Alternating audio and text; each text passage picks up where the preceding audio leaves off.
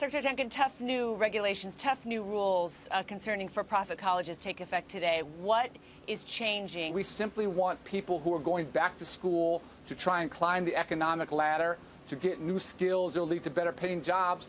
We just want these colleges, these for-profit colleges, to deliver on that promise. And when they do that, we hope they grow, we hope they serve more students, and we hope they prosper. But those that aren't, those that are leaving vulnerable students in a worse financial position than when they started, with great debt, taxpayers on the hook for this, you and I, all your viewers, it's simply not right. And so this is a big, big step in the right direction, and we're glad to finally be here. So for people who might not know how this works, what you're saying is that you've got, taxpayer money, taxpayer promises, taxpayer funds going to help people go to school at universities, at for-profit colleges, where they're not getting a job and they're only getting debt at the end. How pervasive is that? Well, again, it's a big industry. There are some fantastic actors, but there are too many who have just been sort of morally unconscionable what they have done.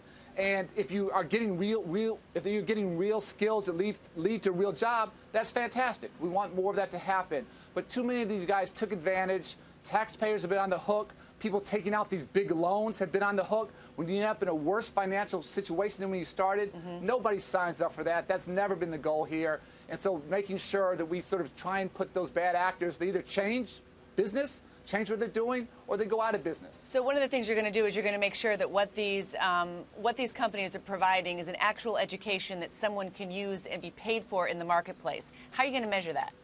Simply based upon, and this is a very simple measure, is the debt they get on the back side of this, is that manageable based upon their earnings? And if that debt is manageable, then that's a good thing and they can do better. But if the debt is unmanageable, if there are massive default rates, which we've seen, again, everybody loses there except these guys who are making a lot of money. And that's, again, we're not going to stand for it. Why is Congress fighting you so hard? So Christine, you know this better than I. All these situations, you just follow the money. This was an industry that had deep, deep pockets.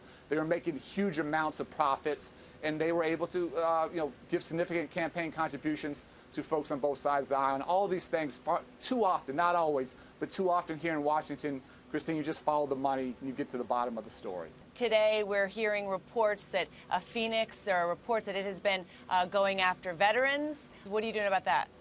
So obviously, where that kind of thing is going, it's just unacceptable, and we won't stand for it. And again, Christine, just to understand how sort of insidious some of this stuff has been, there's been a rule that 90% of revenue can come from government, come from taxpayers, you and I.